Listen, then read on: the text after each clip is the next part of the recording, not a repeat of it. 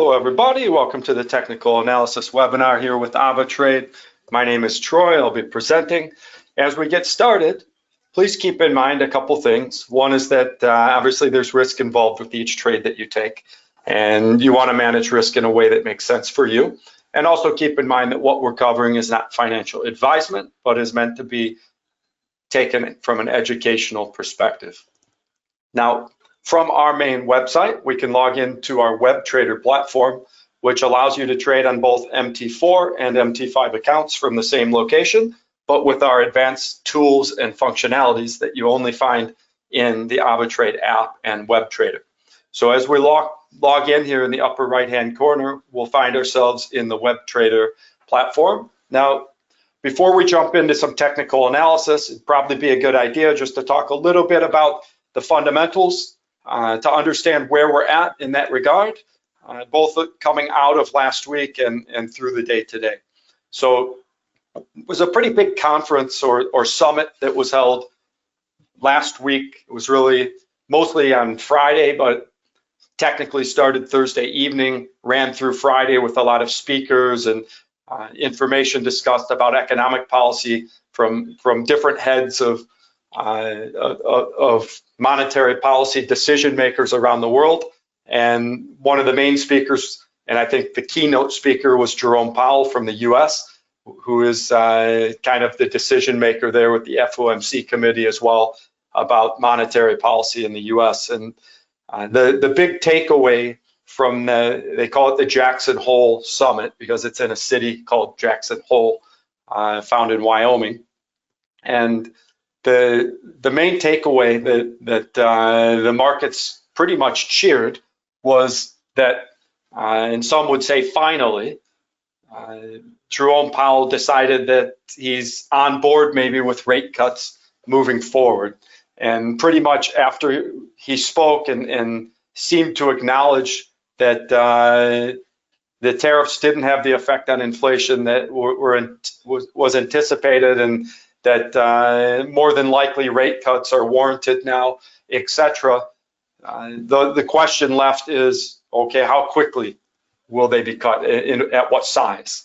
You know, when the next rate decision comes, will it be 0.25% cut? Will it be 0.5% cut? But the markets cheer the idea. When I say markets, I mean the equities, the stocks, the stock markets pretty much around the world, as the US market kind of surged with the news. The other markets also followed quite a bit. And so, lower interest rates would mean cheaper for businesses to get their hands on money, to expand, to hire more. It also helps the consumers with cheaper credit to buy things, which then helps the producers, bottom line, etc. So what the Trump administration's been calling for months now, it looks like finally is around the corner.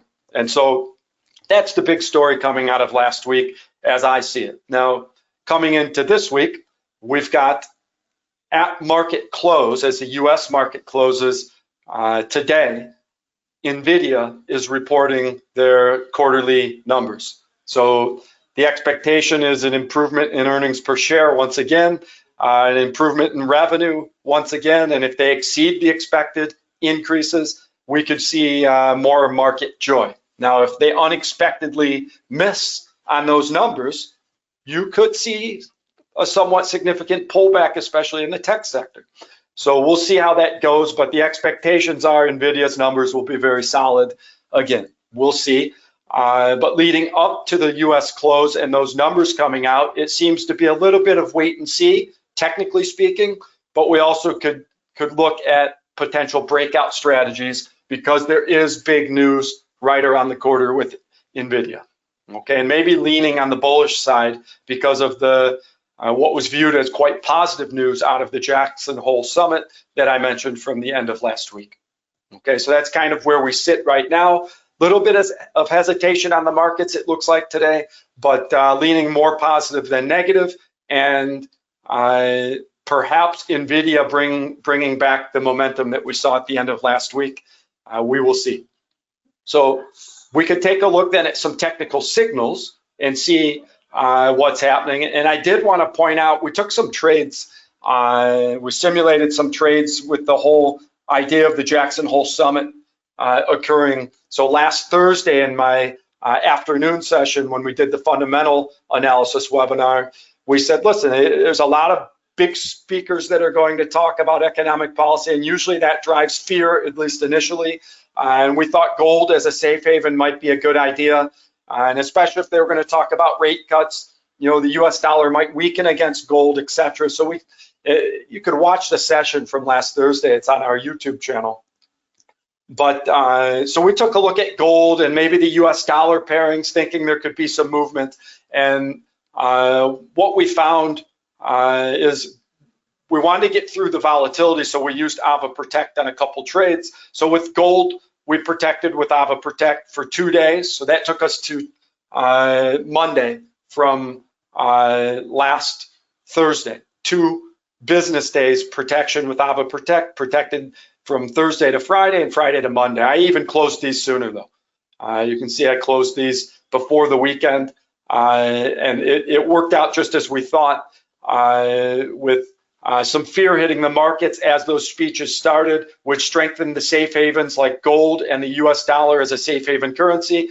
Got out of the Euro USD pretty quick because any talk about rate cuts then might weaken the US dollar. So it worked out well, those strategies, and that's just to show you the power of the fundamental analysis when you pair that with the technical breakthroughs. Okay, and that's basically what we did, except with market moves, because the news was going to be so big, we preemptively entered, not waiting for the breakout moves, but those breakout moves did occur, especially with the gold.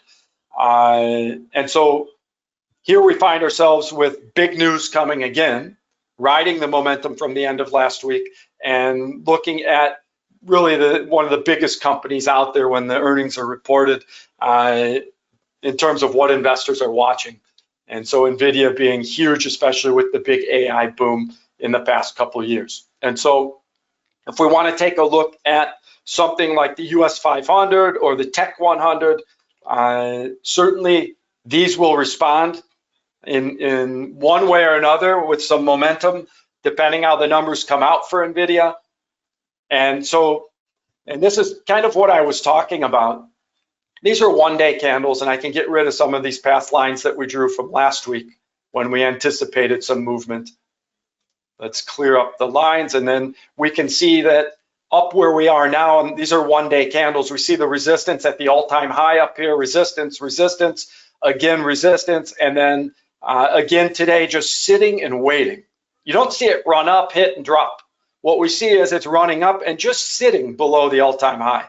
Just sitting here at this resistance level, waiting for the news. And I believe it's waiting on, if nothing else big happens between now and the NVIDIA numbers, I believe the movement here is waiting on NVIDIA to see, is that better than expected news or not?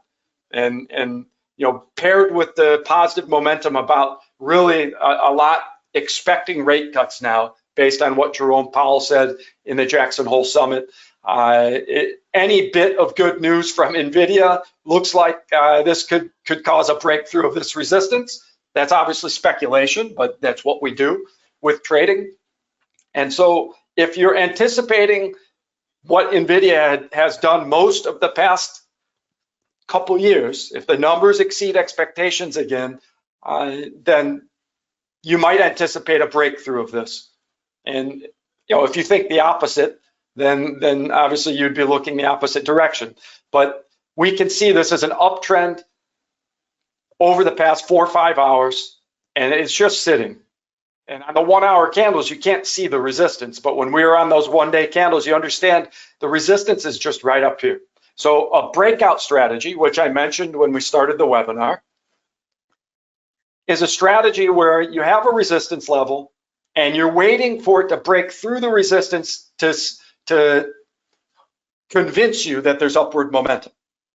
Okay, indeed, this is an uptrend with momentum in your mind if it breaks the resistance level. So if that news comes out good, or anticipation of the news, even before it comes out, breaks this resistance level, you could enter with a pending order up here. Now, if you think it's just going to sit here and not drop, and eventually go up anyways, you can do a market move. You certainly could do a market move, but a technical strategy, since we're talking about technical analysis, if you want to use a technical breakout strategy, because you don't know for sure if the news will be better than expected or not, you go above the resistance. If indeed it breaks through the one-day candle resistance, which it's had trouble doing since this all-time high, it's tried 1, 2 days, then down, 3 days, 4, 5, 6, 7, now the 8th day trying to break this all-time high resistance. If it breaks, because it's had so much trouble trying to get through this resistance level, if it breaks that resistance and goes to an all-time high, it might be safe to assume that there's enough momentum that it might carry up further. Okay, and that's the idea of a breakout strategy, especially when the resistance has been there as long as this one has. It's not 5-minute candles we're looking at 1-day candles. And so the longer that resistance has been there, the bigger the news typically it takes to break it. And when it does break, then a lot of times you have momentum that at least temporarily carries on further. Okay, you obviously can get a breakthrough, a pullback, and then further movement. Okay, so you don't want your stop loss too close. If you have a pending order up here and you're expecting volatility and maybe bouncing around before it potentially goes further, then you want your stop loss down far enough to get through any of the spiking once it triggers your trade. And obviously, if it really reverses, at some point you get out because it might be a true reversal, just a false breakthrough and down it goes, and that can happen. But if the fundamental news is on your side, typically then that doesn't happen. So let's take a look then and see if we set a pending order up here above the resistance, let's say 65.17. So execute when price hits. 65.17 is where I drew my line. Then what we're taking a look at here is where do we want our stop loss and take profit. So if this is our entry price, take profit, remember there's no resistance. Once it breaks and triggers at this price, if indeed it does, there's no resistance because that's an all-time high. Okay, remember we're looking at the 1-day candles and you don't see any resistance over here because it's an all-time high. It doesn't have a spot that it's going to hit and it dropped from before because once you get past this area, we're in uncharted territory at that point. So you have to maybe pick some sort of round number that you think makes sense that a reversal might occur at. So if it breaks through 6,600, maybe it could make sense. It's the next round number that might be significant in traders' minds to then sell from if it does surge through. Now, and that all depends. If you're a longer term trader, maybe you leave it even further. But I leave that those exact specifications up to you. But let's assume I'm going to get out at 6,600, the first what I might call round number up there, since there's no actual resistance that we can pick above the all-time high. So 6,600, okay, that's nice, 12,450 profit. Sounds good to me. If it gets up to 6,600, which is right here, okay, doesn't look that far. Okay, it's the size of this candle that occurred just last week. That size movement from here would hit our take profit. NVIDIA being, I think, the most valuable company in the world, and they trade back and forth sometimes with Tesla, and as the stock values go up, different companies, but they're certainly in the top 2 or 3. Certainly NVIDIA then could be a company as their numbers come in that could cause this type of surge that we saw here, maybe if it breaks through the same size surge. So 6,600 in my mind, looking at the size of the past 1-day candle movements, when there was also big news on those days, it looks realistic that it could get there with a 1-day type surge for a short-term trader type strategy.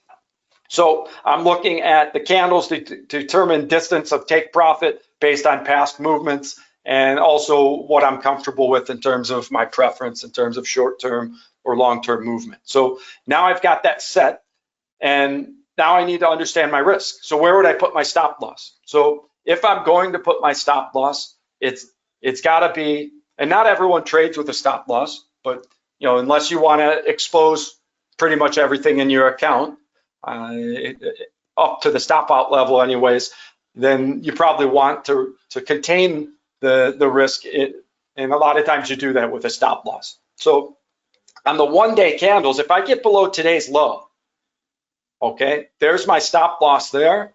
Maybe I slide it down a hair. Okay, that's below today's low. So if it breaks through, triggers the trade, and drops and goes all the way below today's low, then that establishes a downtrend in my mind. And so if it goes back below today's low, then of course I would want to probably get out of my buy trade, because the news must not have went the right way for it to do that. So by getting my stop loss below today's low, I think if it breaks through and triggers my trade and then just kind of bounces back down a little bit, it probably won't hit my stop loss unless it's a true reversal, in which case then of course I'd want to get out. So somewhere down here makes sense from a technical perspective to me, to have my stop loss below the low of the day, which is below this little wick that then reversed itself. Okay, so the day started out red, went green. If it drops below that low in this simulation, then I'm out of the buy trade, assuming it's triggered later today. So I'm in here, I'm out here. So 64, 67 or so, in my mind, makes sense for a stop loss. And this is based on the technical setup. This is where these price levels are coming from. I'm looking at the candles and picking numbers that make sense based on where the candles are showing me significant price levels are. Okay, so now I'm looking at the potential risk is much less than the potential profit, but maybe that's still more risk than I want. So now that I have my entry price, my exit location, 6,600, and my stop loss exit as well, 64, 67, all of that based on technical analysis in terms of entry prices and exit prices. Now I can adjust my trade size, because the candlesticks determined the distance that I put these lines away. Now I need to pick the proper trade size for that setup. So if I do, let's say, half a lot, now I'm risking 2,500. Maybe I'm comfortable only risking 1 or 2% of my balance. 1% would be around 600, a little bit over that. So let's say I'm comfortable risking 1%, so I need a smaller trade.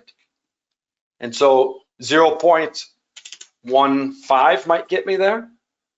0.13, I'm getting closer.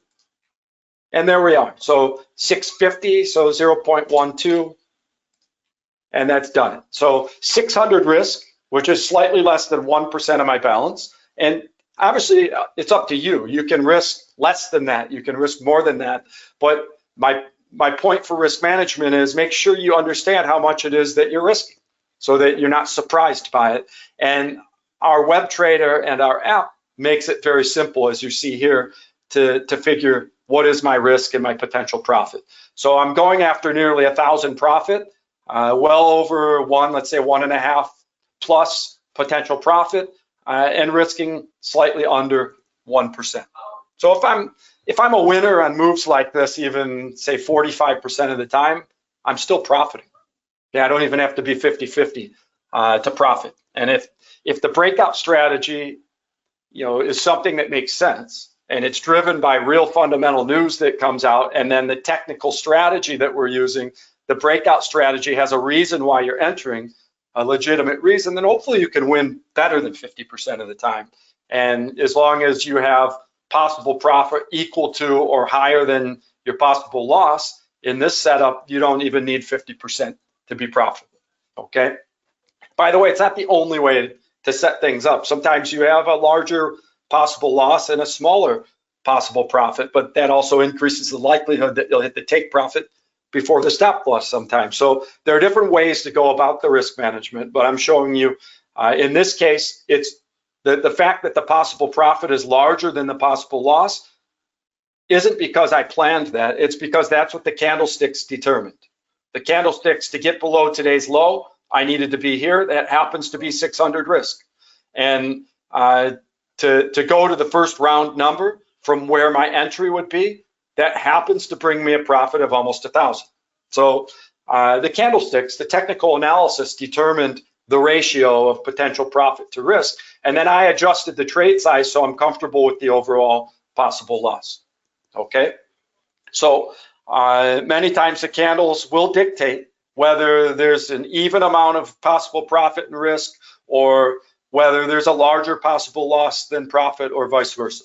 Okay, now if I'm comfortable with the setup, technically speaking, everything's the way I want it, and the risk and potential profit I'm comfortable with, then I'm ready to go ahead and click buy. Now keep in mind, I didn't buy yet because this is a pending order. So it's listed over here under orders. So when I come to the order section, I can take a look, and if I put large enough candles here, let's do 2-hour candles, I can see my trade. Okay, so as I drag the chart down, now I can see here's my stop loss. That's below today's low, which was here, and it won't enter unless it breaks through this resistance. This is the resistance level we drew, and here's the trigger price. It has to hit this price to enter. So you see it has to clear this resistance, establishing a strong uptrend to even open, which hopefully means the NVIDIA news is on our side. And then the technical breakthrough triggers the buy, and the take profit is up here. Okay. And by the way, from this screen, I can adjust it even before and also after the trade opens by simply dragging the take profit line up or down. I can do that instantaneously to change the setting for take profit, and the same for the stop loss. And before the trade opens, I can drag the trigger price.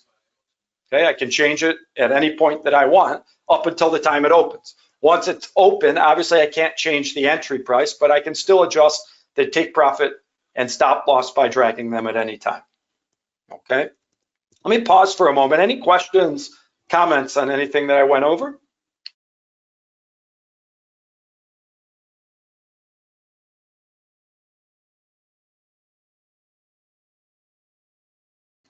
Okay, and if I see any questions pop up, I'll address them as they arise.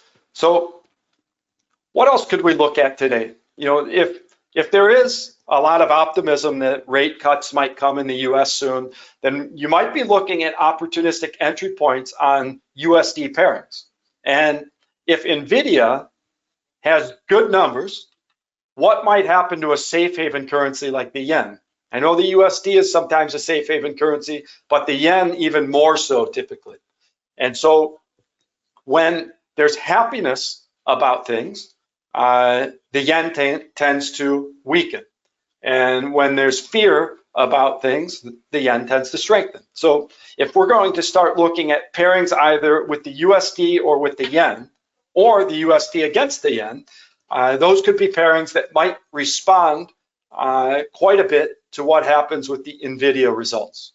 Okay, so we're always looking for something like a wind at our back when we're doing technical analysis, because then that makes the job a bit easier, because you already maybe have a preferred direction that you want to pick, and now you're looking for opportunistic entry points, technically speaking, for that directionality. Okay, so really we could pick any currency pairing against the yen if we think the yen might have strong strengthening or weakening based on the NVIDIA results. But typically good economic news, even though the USD maybe is a little bit bearish and on the weaker side because of anticipated rate cuts, that excitement already happened. So that's old news already. And so any weakening of the US dollar, a lot of that occurred right away after that idea came to fruition with the summit that occurred at the end of last week. So perhaps today, if NVIDIA results come in better than expected, we could see a big move where the USD, based on good economic news in the US, would make sense. USD could at least temporarily strengthen against a safe haven currency like the yen if it's positive economic news, because you'd expect the yen to weaken with positive economic news because people leave safe havens when they're less fearful.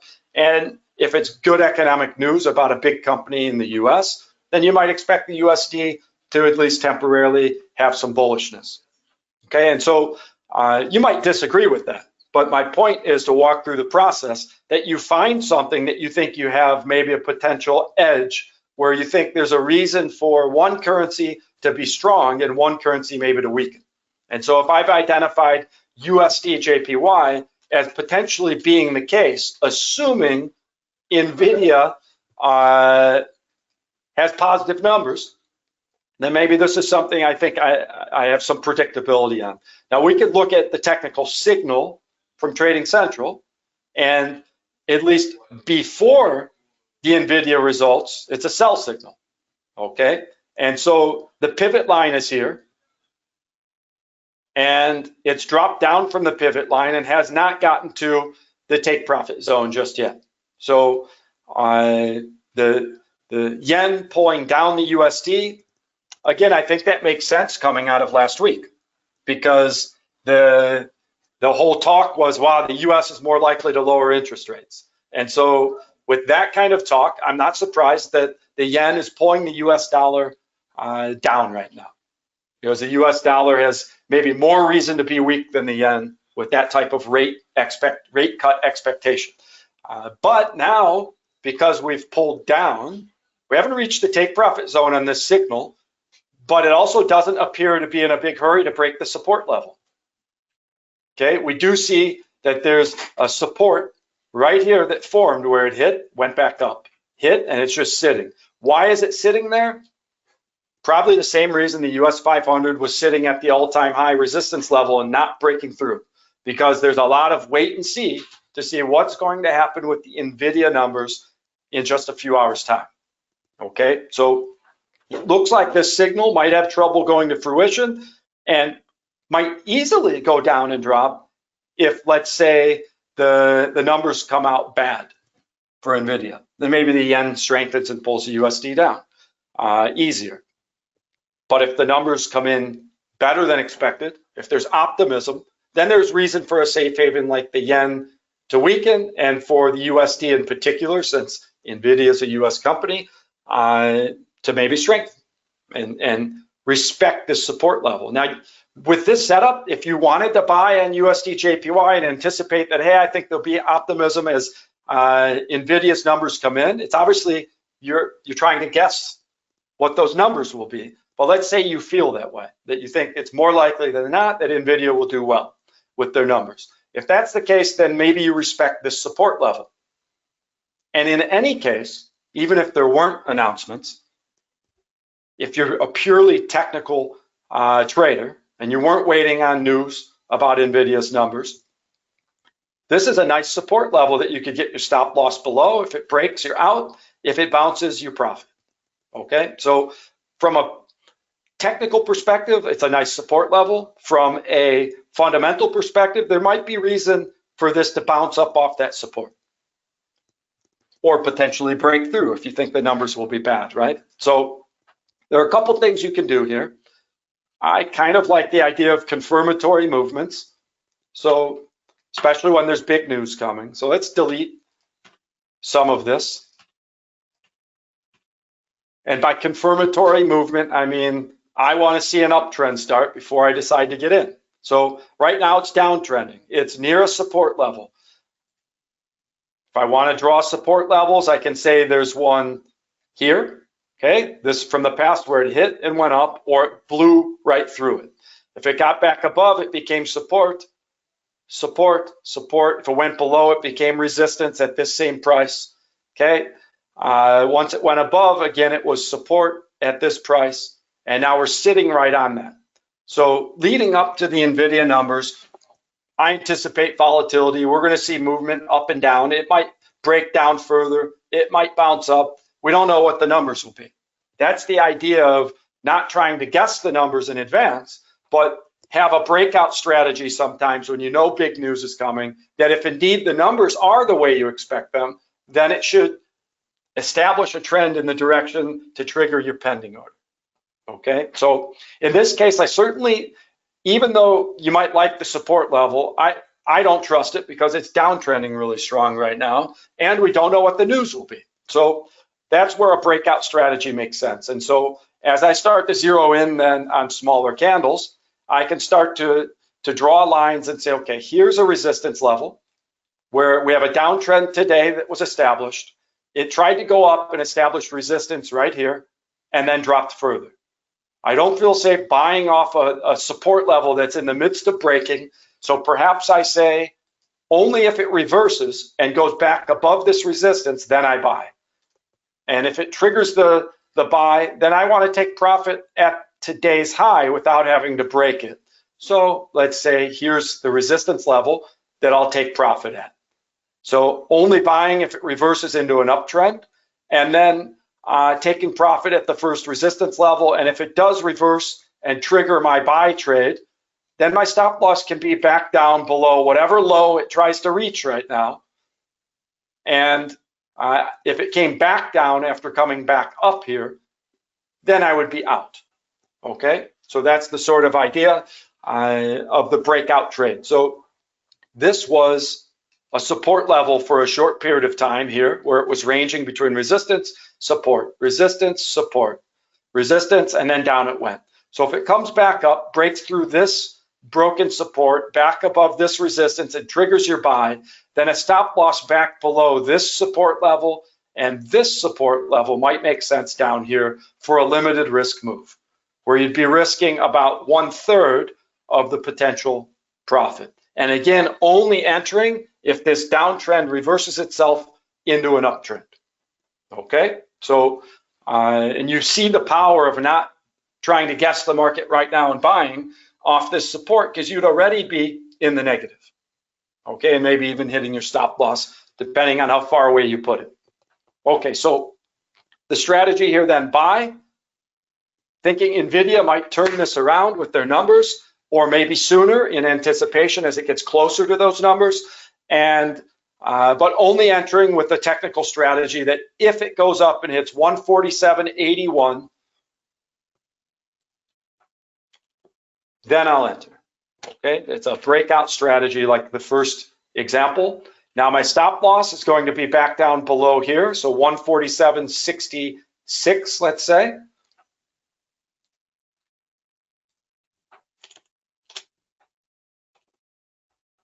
Okay, and take profit just before this resistance level, which isn't even the day's high. So it doesn't even have to break through today's high to hit the take profit at 148.12. So again, the technical analysis determined the ratio that I will have between possible profit and possible loss. So it's about double, okay? A little better than double possible profit compared to possible loss. This isn't a long-term trade, it's a scalp trade, waiting for a momentum move up to break through this resistance level. If indeed it goes up with momentum, perhaps we hit our take profit before reverse and go back down. Okay, now I said I'm comfortable risking, but in my example, 1% per trade, which is around 600. So now I can increase the trade size because I'm only risking 45 with this trade size. So if I do say 3 lots, now I'm risking 300. So let me do 6 lots. So now I'm risking 610, which is a hair over, but almost exactly 1% of my balance risk. And I'm going after a little better than 2% potential profit. Okay, so if I'm comfortable with the risk and potential profit, then I'm ready to put this order in place to execute only if it reverses back into an uptrend, breaking back through this little support resistance zone, establishing a nice uptrend on the 15-minute candles, and then I'm in. And I'm assuming that'll happen if there's a lot of optimism about this NVIDIA numbers, either prior to or after the numbers coming out. Okay, that's really the biggest news left yet today, assuming no unexpected headlines hit. Okay, I think this is a good place to stop. We went through the idea a couple times of the breakout strategy when you have big fundamental news that already occurred, like at the end of last week, followed by big economic news, NVIDIA's numbers coming out that are about to occur in a few hours, and trying to pair that fundamental news with a technical strategy, in this case, a breakout strategy on a couple different instruments. Any questions, comments before we end things? Okay, great. Everything must have been clear. Thank you all for joining. My next session will be tomorrow afternoon, 11 a.m. UK time. All right, everybody, thank you for joining and good luck with your trading. Bye for now.